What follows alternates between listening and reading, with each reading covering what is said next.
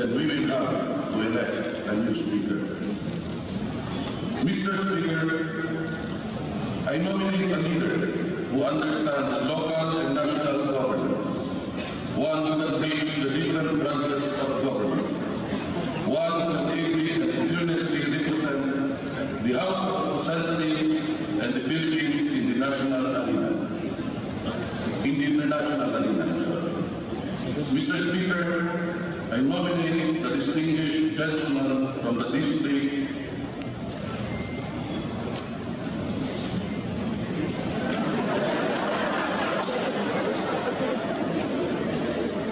of Taguig Padrero